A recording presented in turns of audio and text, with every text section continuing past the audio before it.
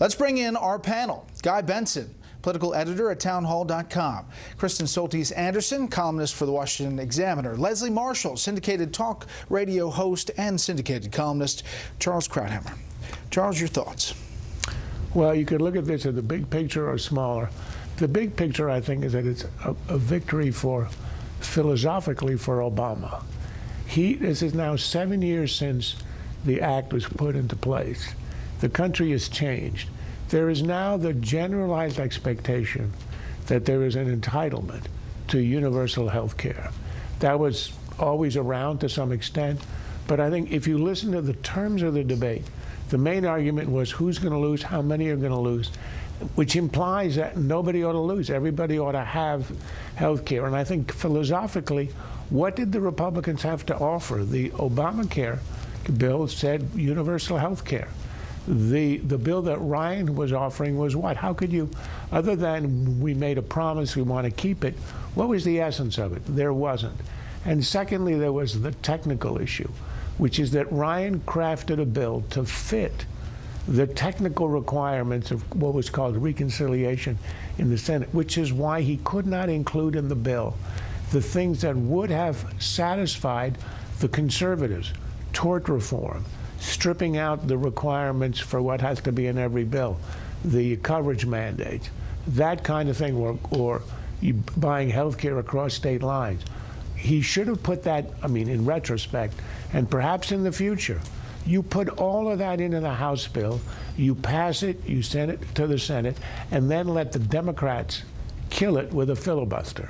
If that's where the country is, let it be that way, and then the Republicans at least will not have a political black eye. Kristen, the president said today not everyone understood how good our bill was.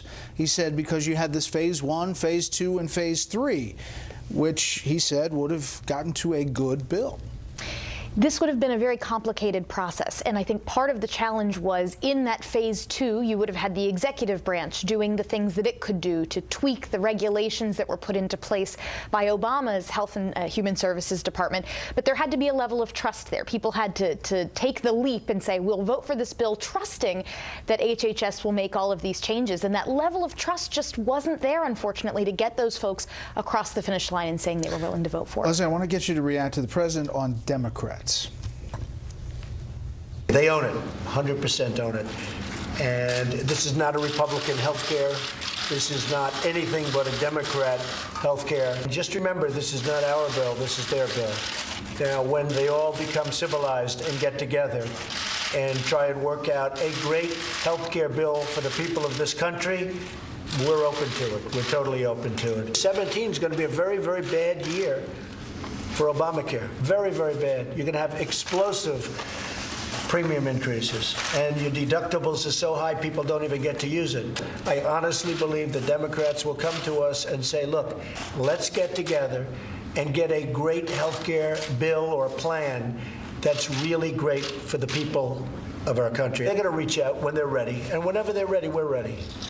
Whenever they're ready, we're ready. Thoughts? Keep that tape, okay? Because the Democrats are not going to come to the Republicans or to Donald Trump.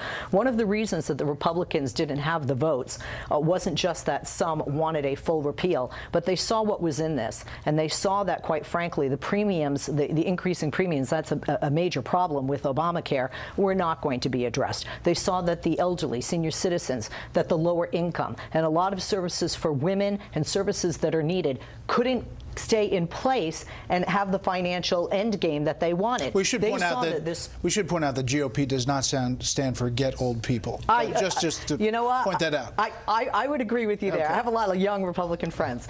And look, this is something I was very shocked, I have to say, as a Democrat, because what I think happened today is Republicans didn't get on what I felt has been an obsession for almost 8 years to repeal or to replace. They even campaigned on it. And today they listened to their constituents. Some people said this isn't a full repeal, but there are others that say, hey, wait a minute, I'm starting to like this, or I don't like what you're replacing it with. And we're looking at Republicans who today were tweeting, look, I had 1,800 phone calls to vote no. and 5 to vote yes. They're listening to their voters, and I think that's what they need to do, and that's one of the problems that Congress has had, that they have not been listening, left or right, to the American people. But Guy, they ran on this in 2012, in 2014, in 2016. They arguably got control of the Congress and the White House in part because of this mantra. Yep, in large part, as one of the only coherent messages out of the Republican Party for the last 8 years. So I think the president's right.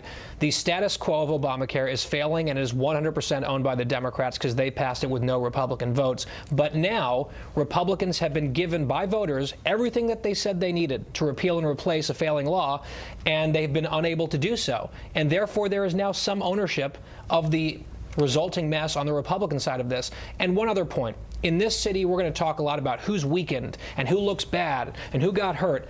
The fact is there are a lot of people breathing a sigh of relief today who Obamacare is actually helping them, but there are millions of more people who are being actively hurt by this law. They hoped Republicans would come and save them, and so far that is not happening. Well, let alone small businesses who are concerned about the taxes, who don't expand beyond 49 workers because they don't want to be rolled into this. Here, I asked the Senate Minority Leader, Chuck Schumer, about what they would do if they had the negotiation about Obamacare. There'd have to be compromises with the Republicans. We would give the state insurance commissioners more authority to limit the price increases. We would be for creating more competition in the exchanges by allowing a public option. We were always for that. Not every Democrat, but most. That'll create competition for some, by a group that doesn't want to make a profit, so maybe they'll reduce the costs. We would lower the costs of prescription drugs. The president has claimed he wants to do it. So why not put out your plan to say here's an alternative? Because you can't do it if you're going to try to repeal it. So now we're past that, Charles. I'd be interested to see if a public option makes its way back into the vernacular in this town. What Schumer said is so telling. Everything he offers is not a compromise halfway between Obamacare and a market-based system. Everything he offered is increase in government, control of health care, and increase in subsidies. The Democrats are going in one direction. When Obamacare explodes or collapses or ends with a whimper instead of a bang, but it's going to expire one way or the other, the Democrats are going to head in one direction and one direction only, single payer.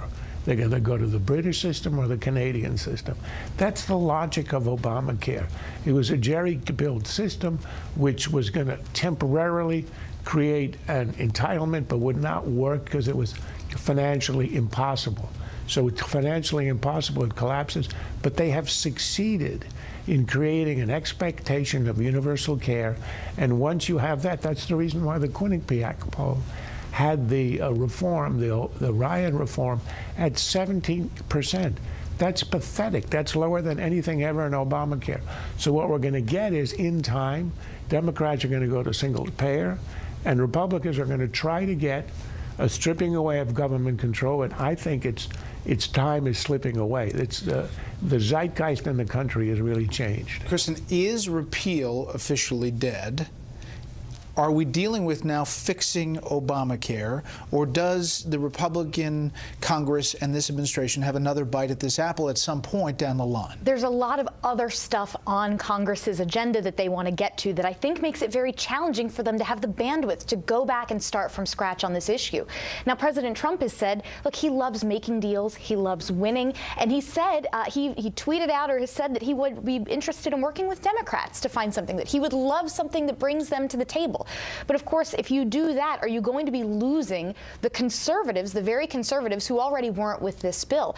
And so this is where you get this friction within the Republican Party, where for President Trump, he loves winning, he loves deal making, and he loves it far more than, I think, limited government conservatism, which is what animates a big piece of Congress. Quickly. Even if it comes down to fixing Obamacare, as Charles says, not a single thing that Chuck Schumer said is a compromise at all to conservatives.